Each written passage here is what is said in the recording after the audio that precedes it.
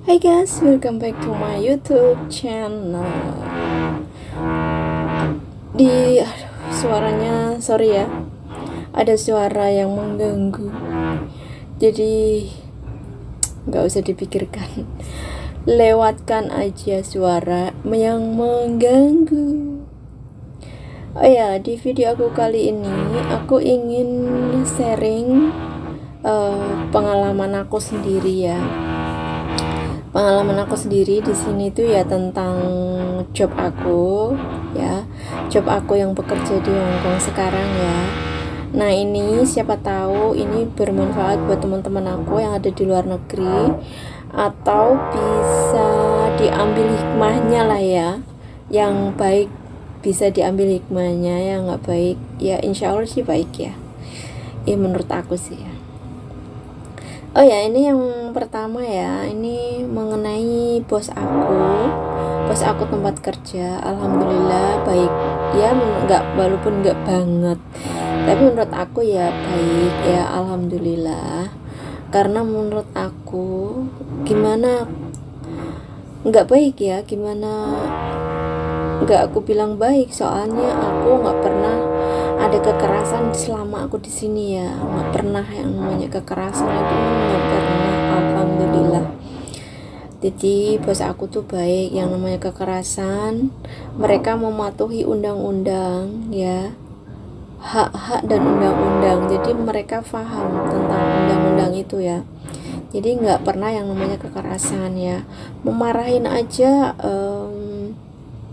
menurut aku nggak pernah sih, cuman mengingatkan ya, kalau mengingatkan itu ya pernah, tapi ya bisa dihitung lah ya, misalkan apa yang nggak bener diingatkan kayak gitu sih ya pernah gitu loh, tapi bisa dihitung sih, nggak sering banget enggak. Terus masalah keuangan ya seperti itulah, orang sini orangnya disiplin ya, disiplin banget, perhitungannya itu jos deh ya. Jadi kalau misalkan jangankan uang beribu-ribu, berjuta-juta ya, sorry ya, sesen aja ya tetap dihitung, tetap aja dihitung sesen gitu ya. Jadi hitungan tetap hitungan ya. Terus itu masalah uang ya, dan juga nggak ada kekerasan lah ya. Terus ini pengalaman aku yang paling mungkin teman-teman nggak pernah ngalaminnya ya. Pengalaman aku ini ya menurut aku sih mengharukan, menyenangkan, dan bangga gitu loh ya. Nah di sini pas aku cuti di Indonesia kemarin ya, tentu kalian masih ingat kan dalam postingan-postingan aku pas aku di Indonesia, ingat kan ya teman-teman. Nah di situ pas aku di Indonesia aku butuh duit banget, pokoknya banget, penting gitu ya, karena mungkin nggak ada jalan yang lain ya selain itu. Jadi di situ aku bukan nggak ada duit sih, masa kerja nggak ada duit, tetap ada dong.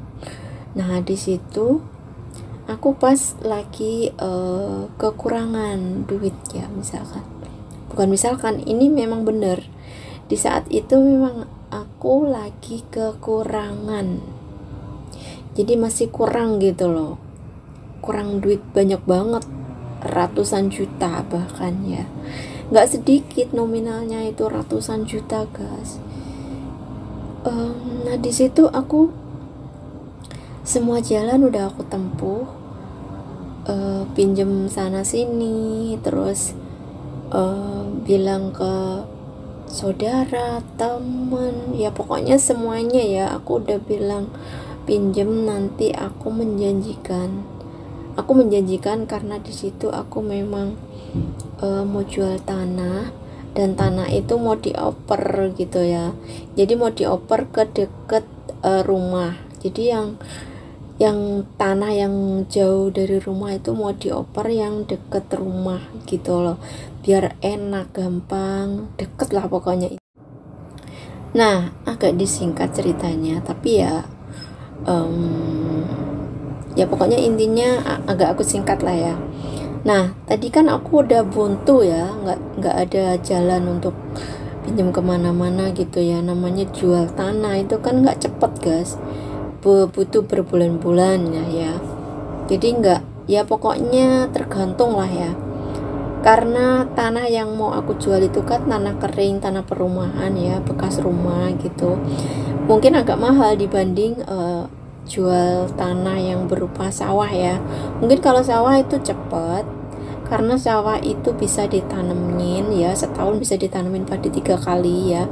Makanya orang beli mungkin ya cepet-cepet juga ya, kayak gitu. Jadi perbedaan jual tanah kering sama tanah sawah itu memang beda ya. Ini aku baru tahu nih, pengalaman aku baru tahu sekarang ini guys. Jadi lebih cepet tanah sawah ya jualnya itu. Nah, di situ kan yang mau aku jual kan tanah kering bekas rumah ya, jadi agak lama. Nah, di situ itu perjanjian awal memang perjanjian awal memang gini, aku ditawarin sawah ya kan.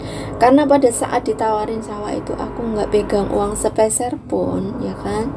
Nah, di situ aku ada niat untuk mengoper tanah yang agak jauh dari rumah, tanah kering itu mau tak oper ke sawah yang dekat rumah itu kan ya. Nah, karena aku ditawarin ya aku jawab, oke mbak, aku mau, tapi syaratnya nunggu tanah yang mau aku jual dulu, itu baru aku bisa. Kalau nggak mau ya udah nggak apa-apa gitu. Nah, di situ yang punya sawah itu sabar untuk nunggu guys ya, sabar untuk nunggu sampai terjualnya tanah aku tadi gitu ya. Nah, karena tanah yang kering atau bekas rumah itu tuh jualnya lama, lakunya lama ya kan. Terus yang punya sawah itu nggak sabar banget untuk menunggu gitu loh guys. Padahal prosedurnya dari awal perjanjiannya itu memang nunggu itu, dia tuh mau nunggu itu gitu loh. Nah, pas di saat aku cuti kan aku bawa uang untuk cuti lah ya, liburan namanya ya. Mungkin pingin jalan ke sana, main ke sana, pingin beli ini, pingin beli itu, bahagiain, nyenengin keluarga kayak gitu loh ya. Nah, di situ tuh gagal guys. Kenapa aku bilang gagal? Karena uang yang seharusnya aku pakai untuk berliburan, akhirnya aku kasih untuk yang punya sawah. Ya udah, karena nggak sabar ya. Terus akhirnya uang itu separuh dulu lah ya. Nah, di situ di saat aku bingung banget itu, aku beranikan untuk bilang ke bos aku. Bayangkan, aku di Indonesia loh guys, aku di Indonesia, bos aku ada di Hong Kong loh. Aku ya iseng lah ibaratnya ya, kalau dapat alhamdulillah, nggak juga nggak apa-apa ya, namanya berusaha ya. Nah, di situ aku beranikan untuk WA ke bos aku ya. Nah, di situ aku WA ke bos aku itu ya bismillah lah, aku bismillahin ya. Nah, di situ alhamdulillah bos aku langsung jawab, ya nggak langsung maksudnya selang berapa menit gitulah ya dijawab. Kalau aku udah bilang pinjam ke bos, itu bos udah tahu pasti kebutuhan rumah lah ya, kebutuhan keluarga kayak gitu. Akhirnya ya awalnya aku pinjemnya tuh 200 juta guys, 200 lebih lah itu pertama kali aku bilangnya ya. Terus bos aku itu ngasihnya 100 lebih guys. Aku nggak bisa ngasih sebanyak itu ya. Awalnya sebelumnya aku tanya dulu sama bapakmu dulu ya gitu, mau tanyain bos cowok aku, karena yang aku tanyain tuh bos perempuan aku.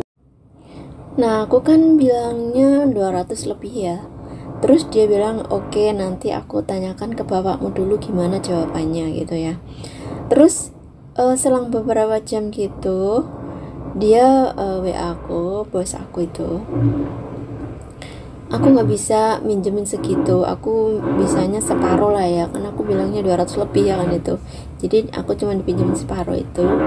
Aku tuh bunga koyo ngopo guys, seneng banget ya, alhamdulillah ya, langsung aku iya nih aja, nggak apa, alhamdulillah, terima kasih, kayak gitu. Bayangkan guys, aku lo di Indonesia guys, kalau memang bos aku itu nggak percaya sama aku, kalau nggak percaya ya otomatis kan nggak mau minjemin uang segitu banyak loh, uang segitu ratusan juta loh.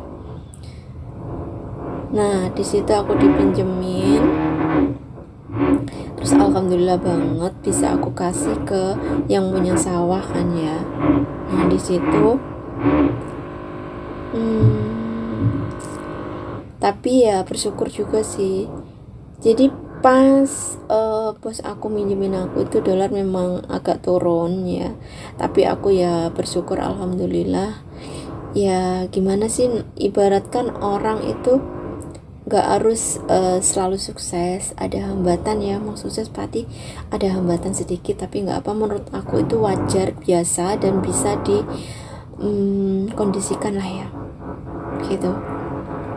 Jadi bayangkan guys, aku di Indonesia loh, dipercaya dipinjemin uang ratusan juta loh guys sama bos aku.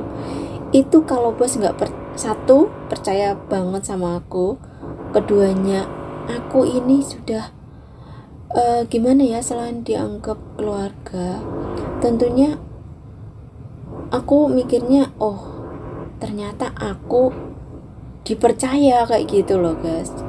Gimana enggak, banyak loh yang kerja di sini, jangankan kok di Indonesia, yang masih kerja aja di dalam satu rumah pinjam $1.000 aja tuh ada yang nggak dikasih, jangankan 1.500 aja nggak dikasih. Ini bener guys gitu. Jadi aku di Indonesia dipinjemin uang ratusan juta guys, bayangkan itu. Kalau satu, selain aku dipercaya ya, keduanya ya termasuk orang baik kan, bos aku termasuk orang baik gitu loh. Jadi aku tuh nggak perlu, memang aku dari awal masuk kerja itu nggak pernah yang namanya jelekin bos, itu nggak pernah. Apapun aku syukuri, aku terima ya, bersyukurlah. Menurut aku masih wajar aja gitu loh. Gimana menurut kalian?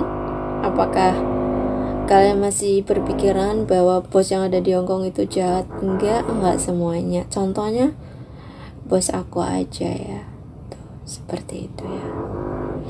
Jadi itu cerita aku ya guys, segitu aja. Makasih udah menonton video aku, jangan lupa di subscribe.